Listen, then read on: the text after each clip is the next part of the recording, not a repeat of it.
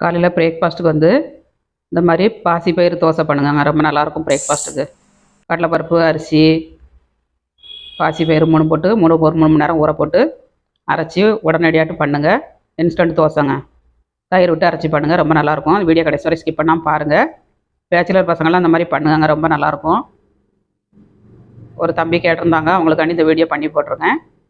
பாருங்கள், பார்த்து எப்படி வந்துச்சுங்க அதை கமெண்ட்ஸ் பண்ணுங்கள். உங்கள் கமெண்ட்ஸை நான் எதிர்பார்த்துக்கிட்டு இருப்பேன்.